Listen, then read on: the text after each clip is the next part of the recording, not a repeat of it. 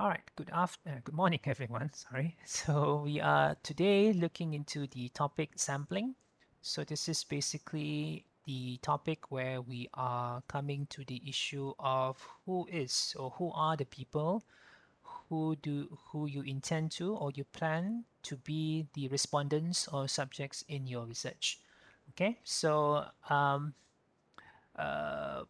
it's something that needs to be determined now at the point of writing your research proposal so that you can plan ahead in terms of logistics, in terms of the medium or platform for you to use the survey, right, accordingly. Because if your research is of a certain big, wide scale, then probably you need to plan ahead in terms of the logistics.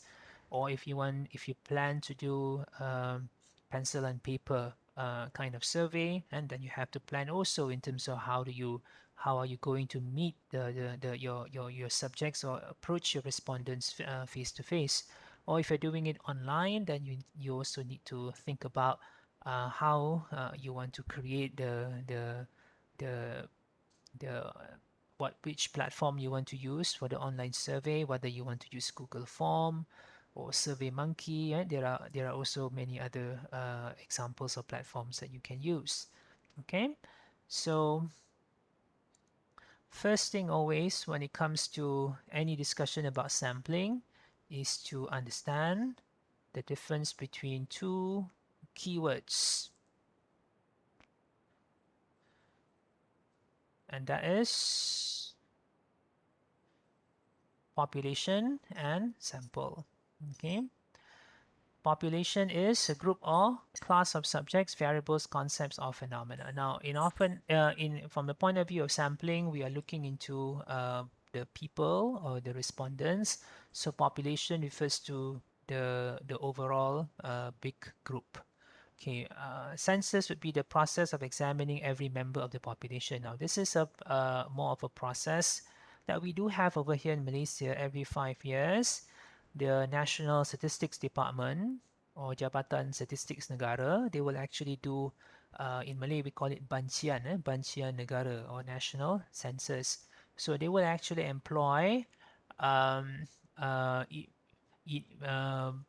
research assistants of yeah, they actually they are paid to actually go house to house to do interview with at least one adult member of the household and ask questions about many things, right?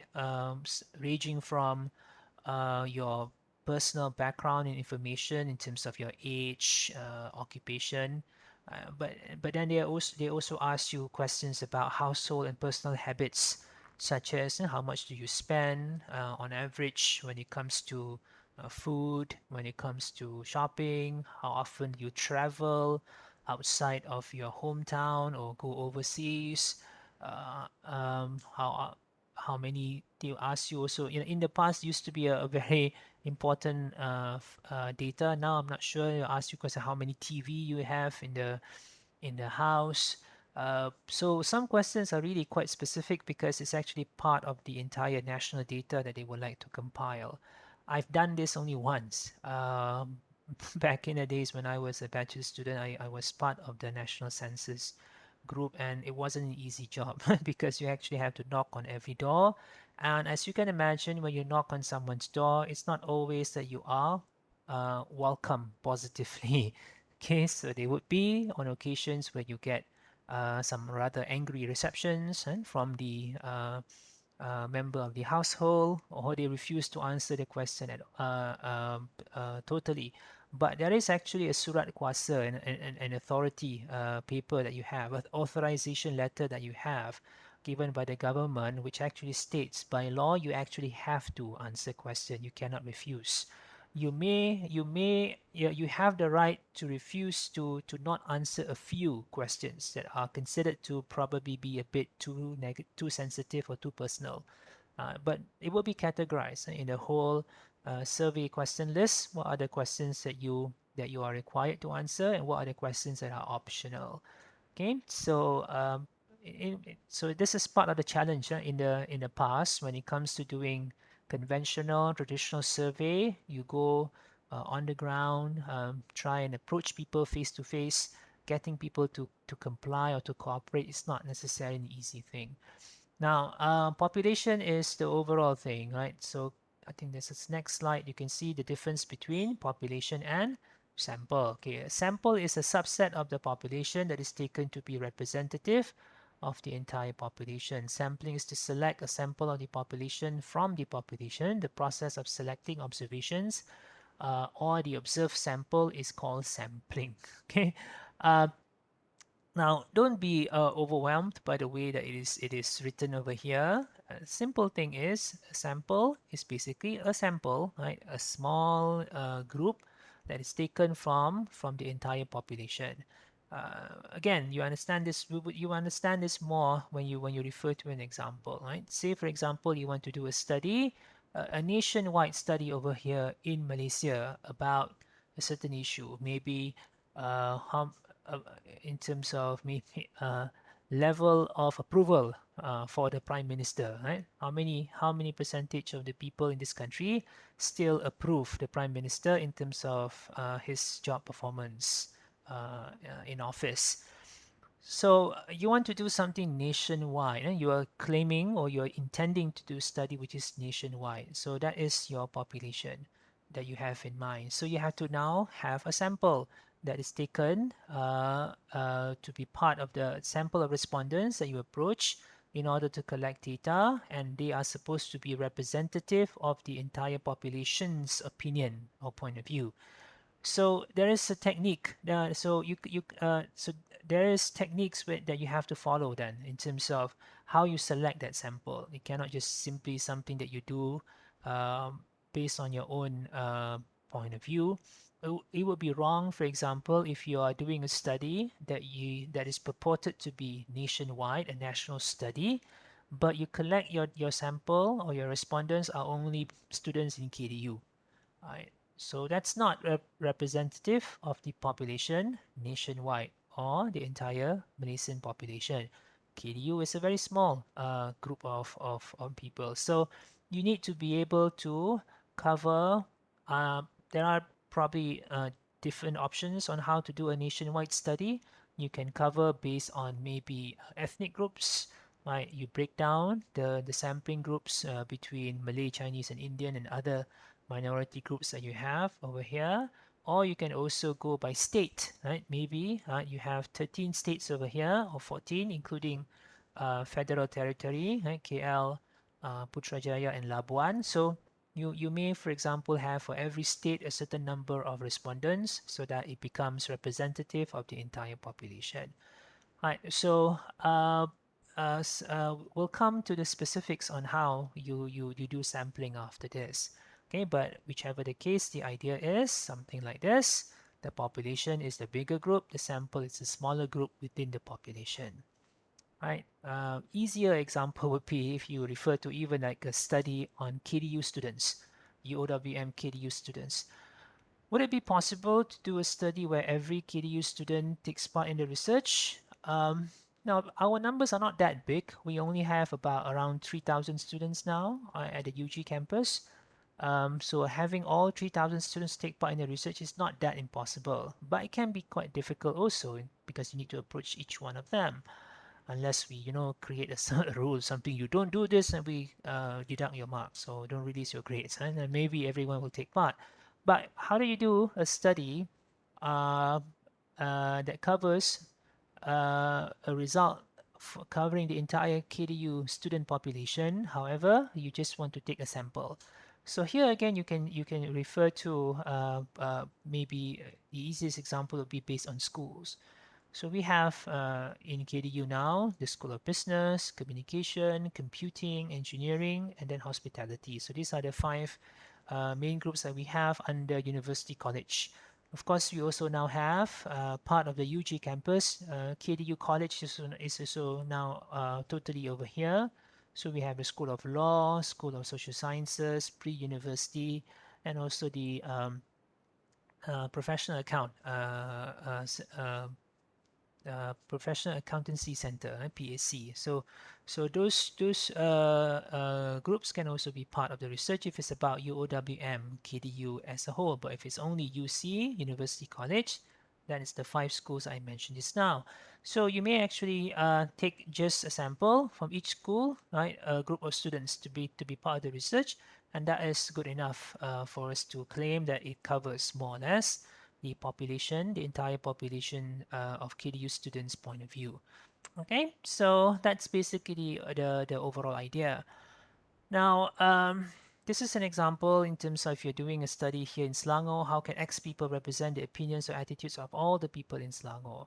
So you can do that by following either one of these, probability or non-probability samples or sampling. Probability sampling selected according to mathematical guidelines, whereby each unit's chance for selection is known. Non-probability does not follow guidelines of mathematical probability. Right? So we'll come to these examples now. Okay, again, this is the difference between the two of them. Excuse me, probability and non-probability. Probability sampling allows researchers to calculate the amount of sampling error present in the research study. So this is something that we normally do for research at the probably in a higher level. Um, when you have, for example, a research that covers a big group of people in the population, so you need to look into the sampling error analysis also, so that because the sampling error cannot be within a certain cannot go beyond a certain number, right? There must be the confidence level, we call it, and the confidence level normally when it comes to academic research should be above 90%, right? So there is a formula that needs to be understood for this. Non-probability sampling, it's not required for you to do analysis like this. Okay. Now, non-probability sampling also usually is not no, probability sampling usually is not appropriate in survey. Therefore, non-probability sampling will be used more for this purpose. Now, again, that's a point of view. That's not necessarily a statement of fact. The first statement over there, probability sampling is not appropriate in survey. It can be something appropriate if it's something that you can manage well in terms of the logistics. The national census surveys, for example, it's a kind of survey which is probability sampling, and it's done within a certain sampling error, and it's often done executed very well within the sampling error numbers. So it's not necessary to say it's not appropriate, but when it comes to surveys that are done for FYP purposes, and probably when it comes to other student projects, probability sampling is probably difficult for you to do because you need to have a certain set number of respondents stratified according to different clusters, and that can be a bit tedious. So we often say it's not necessary for you to follow that. So in most cases, I would say any one of you who intend to do survey research for your FYP later on, you will be using some one of these non-probability sampling methods. Right? This is either available sampling or purposive sampling, snowball sampling, or quota sampling. In most cases, it will be purposive. Right? So purposive means it's basically for that purpose only. And also available sampling, right? Random sampling as well. Okay, now available sampling is convenient sampling. Yeah, this is also something commonly the method that you would use for your research. Rely on availability of subjects, stopping people at the street corner or some other locations. I've had my fair share of experience doing something like this. Uh, uh, I've covered certain areas in KL for research purposes during a time of period when I was working almost full time as a research assistant. So I've been to Central Market in KL, Pasar Seni, and also at the Sogo area, Bukit Bintang, where we had to we were asked by the principal researcher to approach people and ask them questions as part of the survey research. again, the experience of doing that is challenging for again for the same point I mentioned before. Uh, uh, Not everyone is ready or is willing to cooperate when it comes to survey, because they always think, and I think it's for fair reasons also, that they think that it's some kind of scam or you're trying to sell something to them. Yes, do we do have people who utilize that method. I ask you, stop you and say, "Oh, can you can you answer a few survey questions?" But in fact, their intention is not about the survey itself. It's more about putting you or putting you in a spot, and later on they will sell you something, right? Whether it's some kind of product, medicine, or some kind of vitamins, or some kind of insurance policy or something like that, right? So that is often happens, but uh, you get the point over here. Available sampling is just simply anyone that you see. Problems with volunteer sample. Now, when it comes to the kind of survey that normally you do also online, it's basically available sampling, also a convenient sampling, because you distribute this probably through your social media platform. So whoever is whoever amongst your followers or your friends who are convenient for them, right? Not inconvenient, convenient for them to answer, so they will answer that. So you're not assigning specific groups of people to answer only. It's basically random convenience sampling. Okay. Now, purposive sampling would be selected on specific characteristics. Does not represent the population, but you need to know the purpose of the study. Now, this is quite common amongst the FYP survey research that we have seen over the years, where you have studies covering students' point of view, probably about a certain TV program or a certain type of advertisement. So the sampling method is purposive because you would like to get only people who have seen that program or viewed that program or that movie, or are aware about that advertisement product or that brand ambassador or celebrity, social media influencer, for example. So you only select people who know about them to take part in the research. So if that is what you require, where there's some kind of prior knowledge or prior experience that is needed before they can answer your survey questions, then that is basically purposive sampling. So here is where you need to refer back to your own research proposal. Look back at your IV and DV, independent variable, dependent variable. If it's a case, a specific case that you're referring to, like a specific social influencer or a specific brand, or a specific TV program, uh, or Instagram account, right? So that one you need to. It would be best that you have your respondents, those who are selected based on purposive sampling, those who have knowledge or awareness about those products or those people, celebrities, and so on. Okay. It, would it be wrong if you do a survey on those issues and you just simply do convenience sampling? Uh, Not necessarily wrong. It can be also okay, but it would be better, definitely, that you use purposive sampling. Get people who are aware of this. Now you may ask, I've had students under me who ask me, how do I get that? How do I know that they know about this TV program? So you ask in the first question um, for your survey, or one of the earlier questions that you have in your survey, have you seen this TV program or not, right? Or you guys ask them also, if it's a TV program that has multiple seasons, did you watch Game of Thrones? Covering which season, season 1, 2, 3, and so on. So based on that, then it's basically convenient sampling, true, in terms of the sampling method, because when you distribute the or forwarded the link to your online survey, you did not identify or target specific groups, because you don't know specific people, because you don't know them personally enough, whether they have watched this TV program or not. So just give it to everyone. But for the purpose of your analysis, data analysis later on, right, you may actually just sift through your data, those of your samples who did not have prior experience or knowledge about watching that TV program.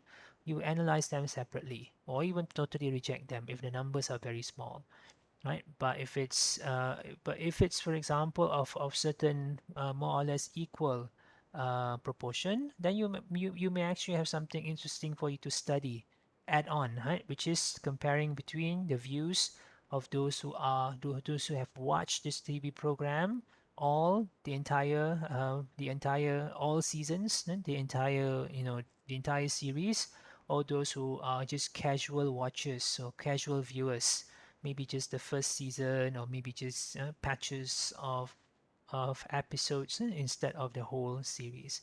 So you can compare between them. So it becomes later on, basically at first it was convenient sampling, but it became later on, as far as analysis is concerned, purposive, right? Because you're comparing between two different groups of specific characteristics or qualities. Now, snowball sampling is often something that is done again for something that is very specific in terms of what you require for the prior background of a prior experience or the personal background of the person. Now, say for example, you want to do a study amongst students who have gone through counseling sessions, right? So you approach maybe a certain group of students that you know who have gone through counseling sessions. So you will ask them later on to recommend who are the others do you know who have also gone through the same counseling experience, right? So that becomes something that we refer to snowball, because from one group of sample it snowballs to other groups. They recommend and recommend and recommend upon adding on the respondents that you have.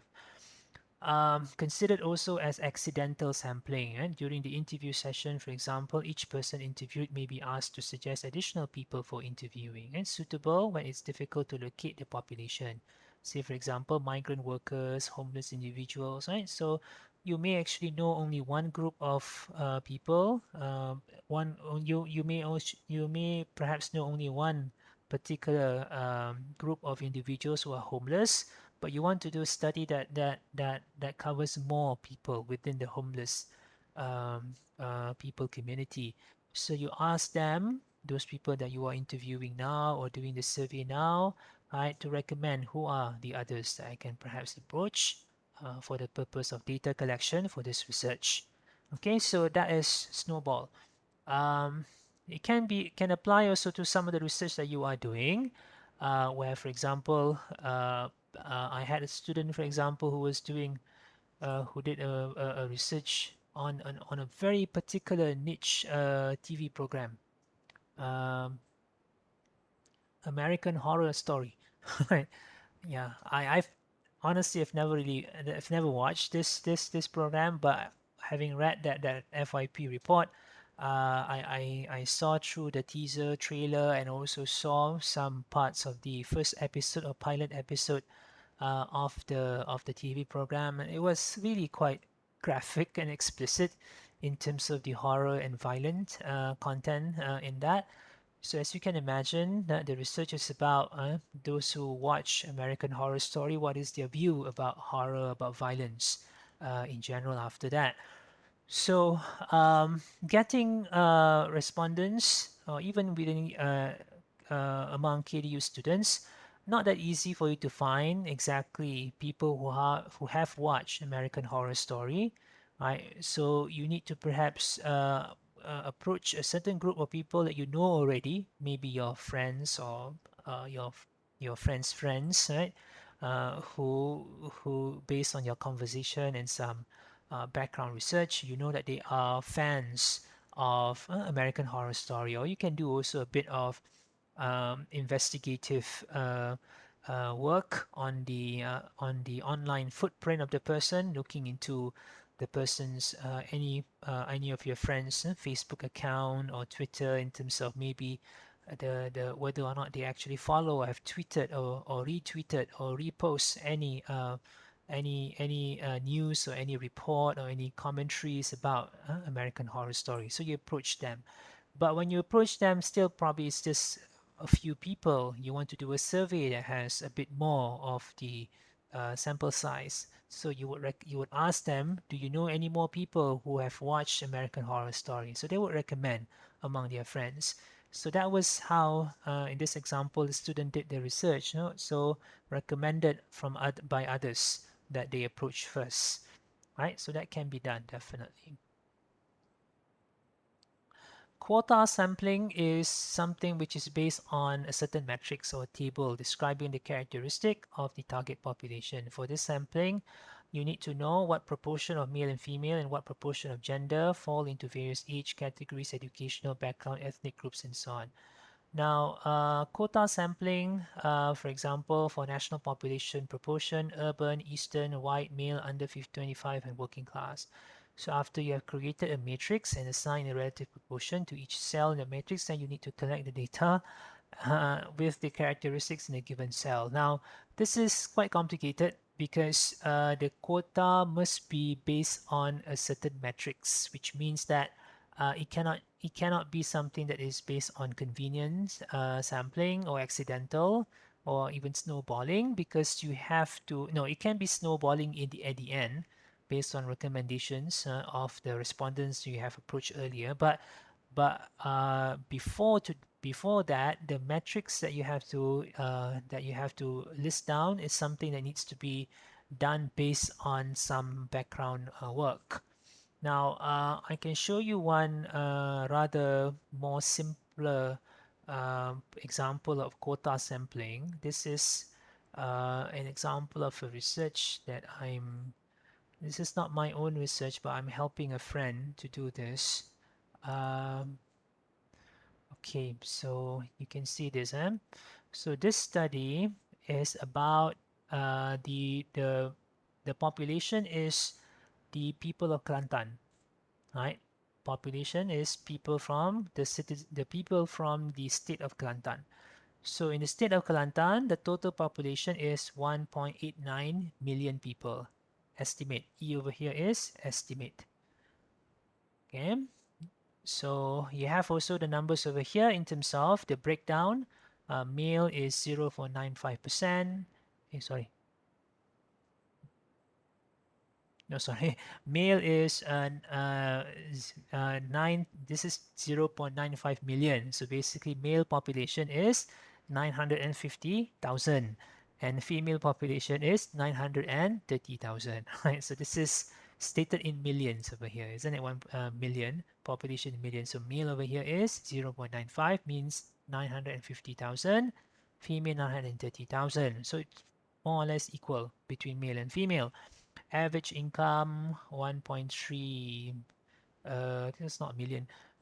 And average annual population growth, sorry, percentage is about 1.3%. Annual means it's every year. And then, yeah, these are numbers, different other numbers. Now, this is a matrix which is quite simple, because if you are doing a study that covers a population of about 2 million people, as in the example of this case, the state of the people of the population of the state in the population in the state of Kelantan, about 2 million people. So can you do just a certain percent based on a random percentage, 20% of the entire population? 20% of 1 million is about 200,000 people. That's a lot. No, sorry, 20%, 2 mil, it's 400,000, because that's 20%. 400,000 people, if it's 2 million population, you have to cover 400,000 respondents.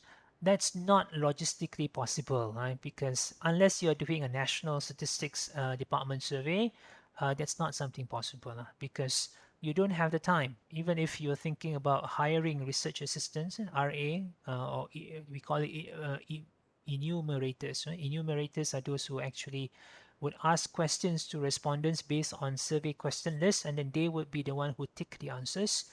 and then later on they key in the answers, the data entry, the data entry part, basically entering the data into the system, either SPSS or Excel.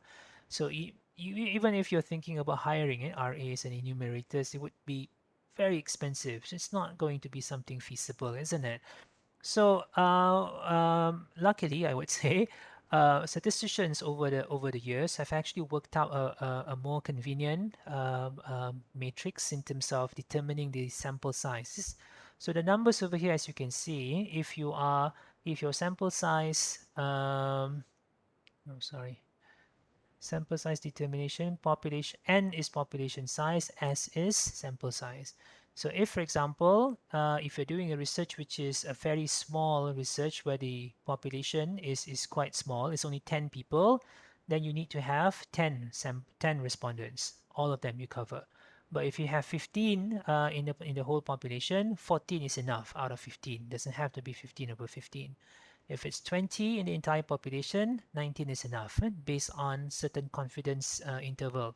So the calculation for confidence interval for sampling error, that one, I don't think you study that in your lectures over here, but it's something that if any one of you goes further in your studies for your postgraduate studies, you would definitely look into that and the calculation part of that.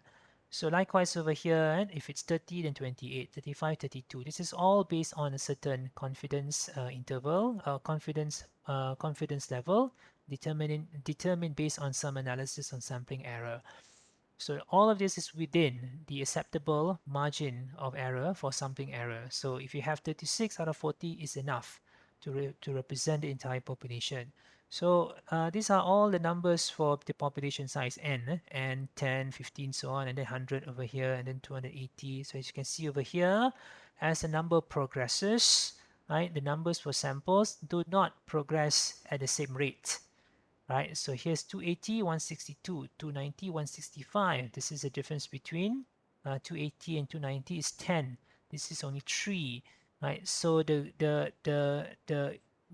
margin between sample size vis-a-vis the population size is not the same, right? So it's based on certain calculation. So cut through until the end. So this study is 2 million people, right? So in this table, it's up only 1 million. So basically the idea over here is any study that covers a population size of more than 1 million, 384 is the number. Now, in this case, it's 2 million, isn't it? Does it mean that you have to have like 384 times 2? No, not necessarily, right? 384, in fact, when it comes to any national study that is covering population between 1 million until 10 million, 384 or between 300 and 400 is a good enough representative sample size for any national survey. Right? And that is basically the standard that is often used by many news organizations also. If you're doing any national poll, they will try and find respondents around that number in order for them to make some inferential analysis to report what is the view of the population in the country as a whole. Right, so yeah, I personally am not a very big fan of this approach because it tends to simplify things a bit, but it's a method that is used very much in survey research, both academic and also non-academic research, because it make things much more convenient. Because if you were to follow, coming back to the slide just now, based on something that is described or mentioned over here, this is something which is much more specific. You have to break it down into urban, eastern. This is an example of in America. They have the eastern region, western region. So urban, eastern, white, male, under 25, working class. So you can imagine this. If you're putting this in an Excel sheet, so each of those points that you see over there will be one column: urban, eastern, white, male, under 25. So you try and find then respondents who tick all those columns, right? Before tick all those columns, all those boxes, and then you find respondents who satisfy or meet that requirement as best as you can. So it's not easy, right? If that is something that you wish to do. But in national census, of course, you would cover 100% as best as possible. our last national census, I believe, was actually data was our most recent national census data was collected last year. But of course, with the pandemic, with the MCO and so on, things have become very difficult. But I think they are still doing it. But the last one before this was it's done every 5 years, was in 2015. And in 2015, I believe the numbers of respondents that they managed to cover for the entire Malaysian population was above 90%. So that's more than good enough when it comes to a national survey. So it's something that is that one is of course covering all. But quota, if you're doing probably a national survey, and you want to follow quota system, then you need to have, right, some kind of matrix that is based on the categorization of your respondents' characteristics, right? As stated, characteristics or background, as stated in this particular example. But in the example I showed you just now, it's not based on that. It's just random sampling, uh, but using quota sampling, but for the entire Kelantanese population. The only the only demographic groups that they are looking at for that research is to refer to those who are from different generation, those who are from the age of from below 30 and those who are 30 and above or 40 and above. So they want to compare between two generations. What are their view? So it's a intergeneration or cross-generational analysis. So the quota needs to be divided between those two. So if the number that we saw just now 384, so you need to have equal, right, 162 for each one, right? Sorry, 192 for each group, right? 192 for the younger generation, 192 for the older generation. So that's how you can divide the quota for sampling for research like that. Now, the other type of sampling is probability. The one that we saw just now is non-probability because we don't really do any mathematical analysis to assign people to select people when it comes to dividing them into groups or assigning them in a certain place.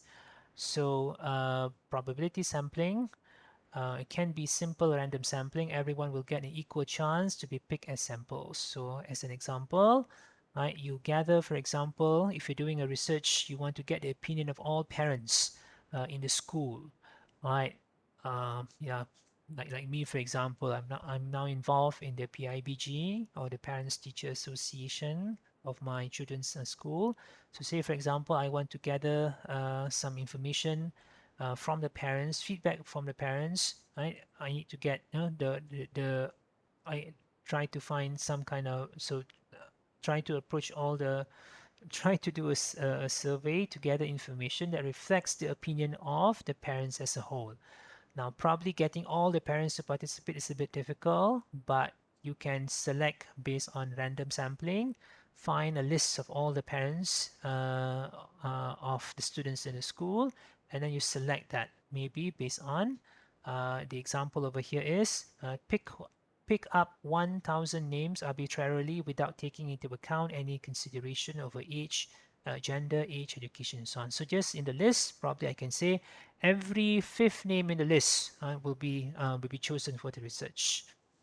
Right, so it's random in the sense that everyone has equal chance to be picked, not based on any cluster or categorization. It's just a full list of all the parents, and then or full list of all the students, and every fifth name, right? That will be the person that we approach for the research.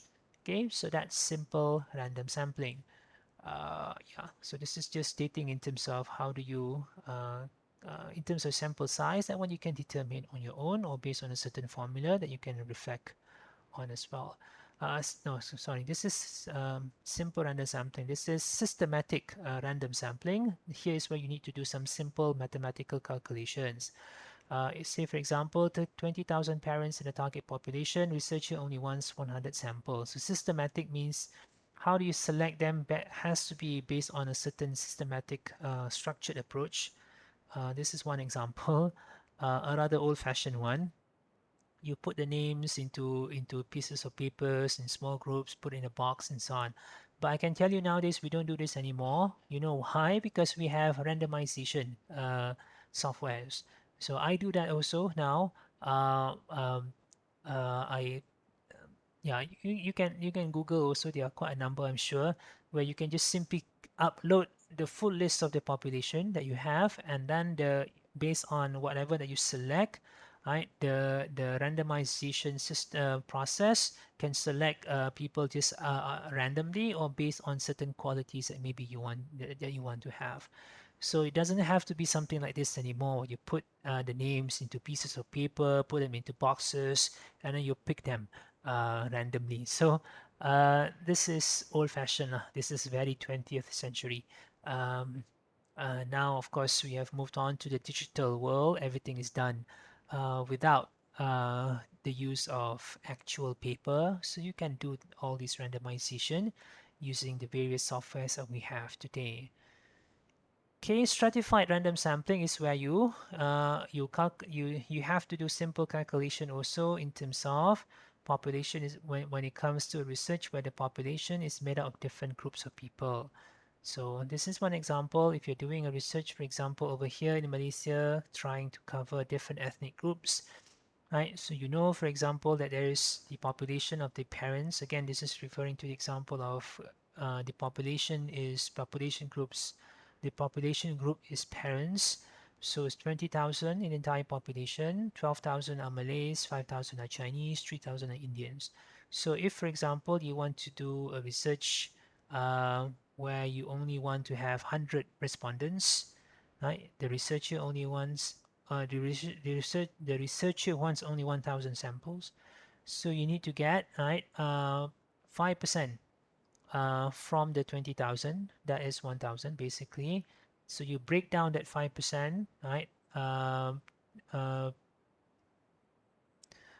from sorry. So you break down this 5%. So you want to have 5%. So you take 5% out of 12,000 of the entire Malay population, and another 5% from the Chinese population, which is 5,000 in total, and another 5,000 from the Indian parents population, which is 3,000.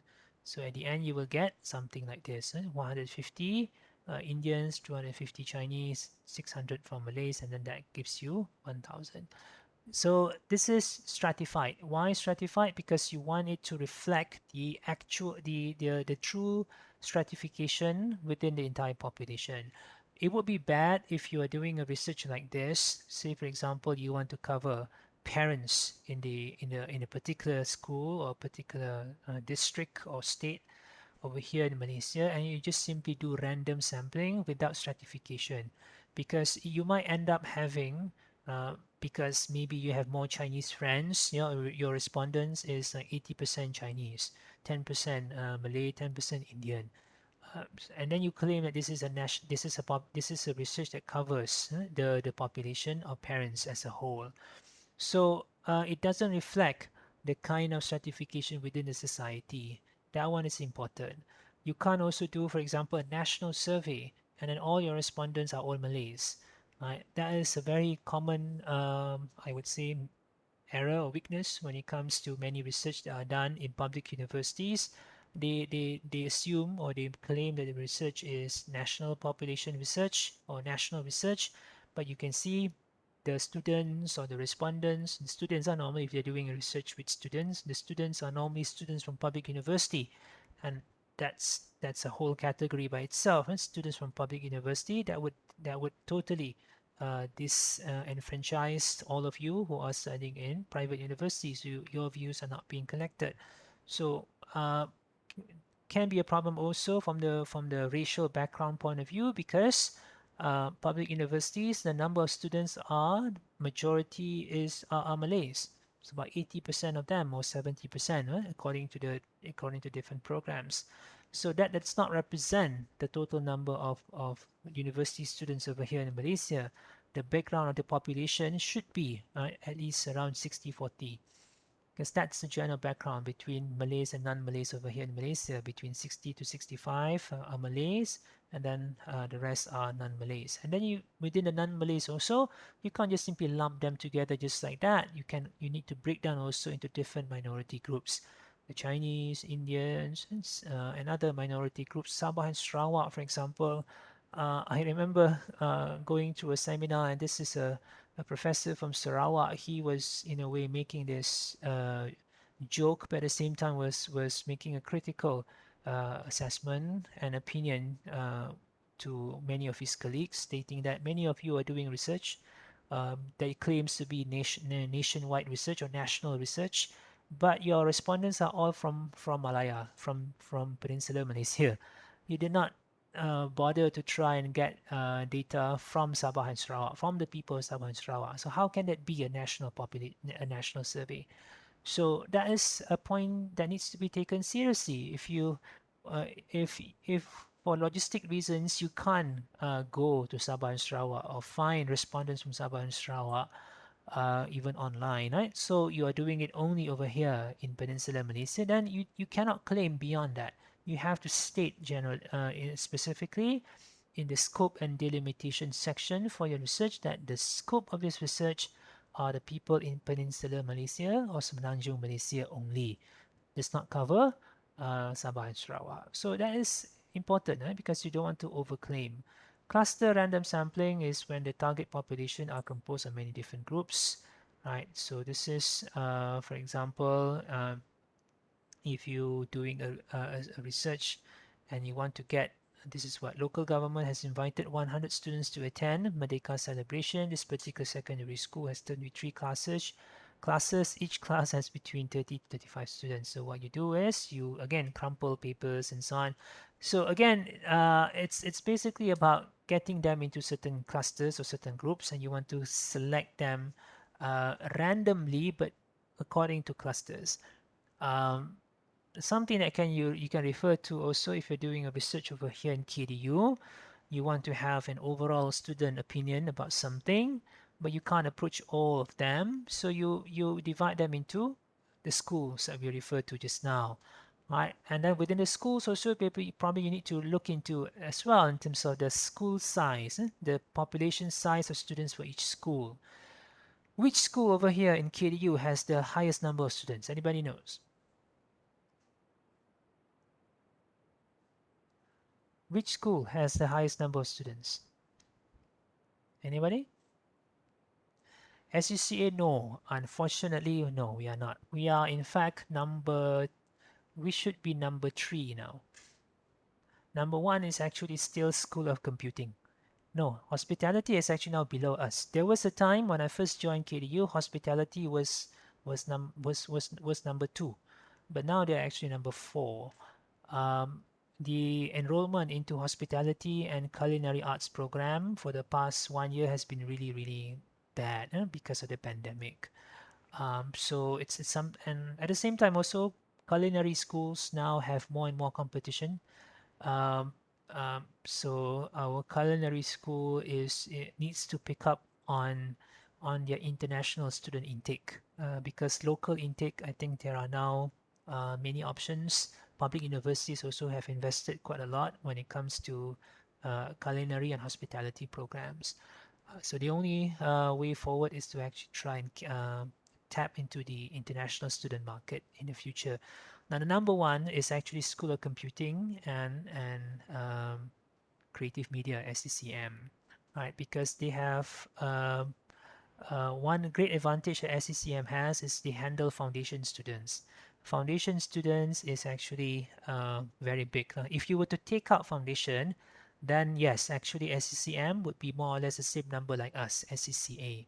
The other big school that we have over here in KDU is School of Business. School of Business consistently has been doing quite okay, right? SCCA, our numbers are fine. It's just that diploma students intake this year has been quite slow and very low, I would say, because SPM results also just came out. So we are trying to get more students to come in. So if you do have, friends or family members who still looking about, they just completed their SPM or IGC SE last year, right? So you can still apply. UEC, STPM exam also just came out, so I think you can refer to that.